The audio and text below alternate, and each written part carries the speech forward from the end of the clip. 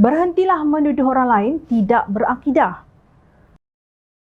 Perbezaan parti politik adalah perbezaan wadah, bukannya perbezaan akidah. Tegas Pemuda Amanah Perak sebagai menjawab kenyataan Presiden PAS Tan Sri Abdul Hadi Awang tentang kemungkaran akidah. Dalam kerangka politik semasa, setiap parti politik punya hak yang sama untuk dipilih dan hak berlainan ideologi. Malah sebarang ideologi yang dimiliki oleh sesuatu parti politik adalah dibenarkan oleh Jabatan Pendaftaran Pertubuhan Malaysia JPPM kerana merekalah yang menyemak perlembagaan sesebuah parti politik sebelum ia diluluskan, kata Pengarah Komunikasi Pemuda Amanah Negeri Perak Muhammad Ikmal Muhammad Iskandar dalam satu kenyataan.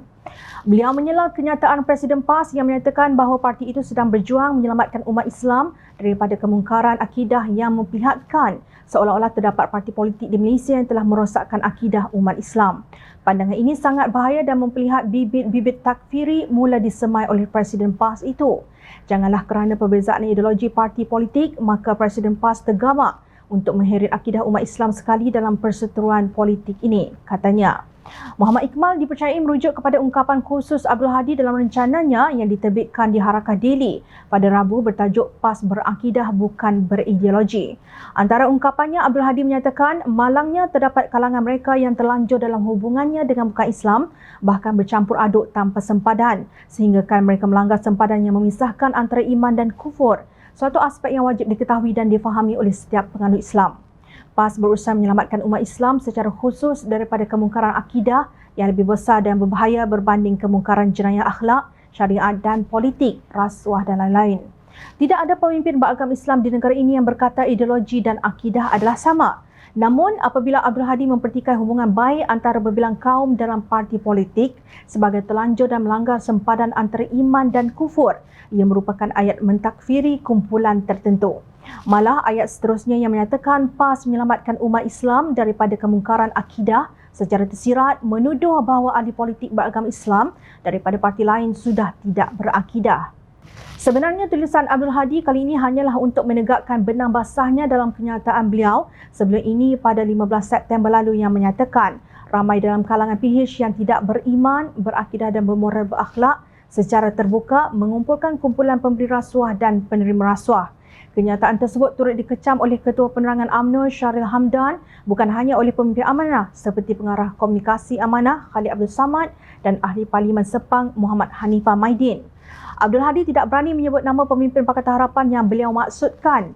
Begitukah watak seorang yang mendakwa kononnya menyelamatkan umat Islam daripada kemungkaran akidah? Kenapa berani mentakfiri tetapi pengecut untuk menyebut nama? Takkan pejuang akidah takut didakwa di Mahkamah Dunia kerana memfitnah? Abdul Hadi memetik ayat 8 hingga 9 daripada surah Al-Muntahanah sebagai sandaran hujahnya. Terjemahan ayat 8, Allah tidak melarang kalian untuk berbuat baik dan berlaku adil terhadap orang-orang yang tidak memerangi kalian kerana agama dan tidak pula mengusir kalian dari negeri kalian. Sesungguhnya Allah menyukai orang-orang yang berlaku adil. Adilkah Abdul Hadi yang tidak berhenti-henti menuduh pemimpin Pakatan Harapan dikelilingi perasuah tanpa bukti yang nyata? Terjemahan ayat 9 pula, sesungguhnya Allah hanya melarang kalian menjadikan mereka sebagai kawan kalian, orang-orang yang memerangi kalian kerana agama dan mengusir kalian dari negeri kalian dan membantu orang lain untuk mengusir kalian. Dan sesiapa yang menjadikan mereka sebagai kawan, maka mereka itulah orang-orang yang zalim. Siapakah umat Islam yang sudah diusir oleh pemimpin Pakatan Harapan ketika mereka berkuasa selama 22 bulan? Setiap kali menjelang pilihan raya umum, maka keluar kenyataan yang berunsurkan takfiri terhadap lawan oleh pemimpin PAS.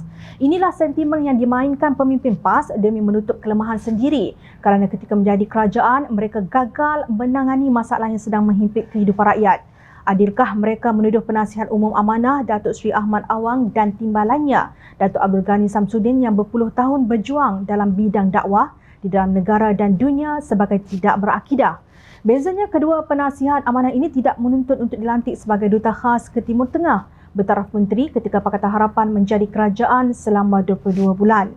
Justru demi menjaga hubungan baik antara kaum di negara ini, bersainglah berdasarkan politik realiti bukan menerusi takfiri.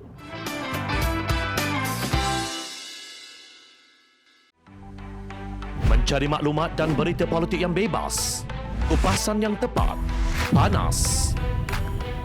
Dapatkannya secara eksklusif hanya di Jom Channel.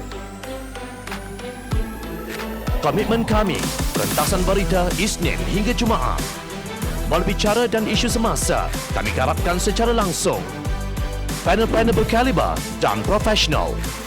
Interaktif, pandangan anda kami raikan. Jangan lupa bersama kami di setiap hujung minggu dalam edisi khas mingguan. Jom channel, moving forward, sharing a new experience.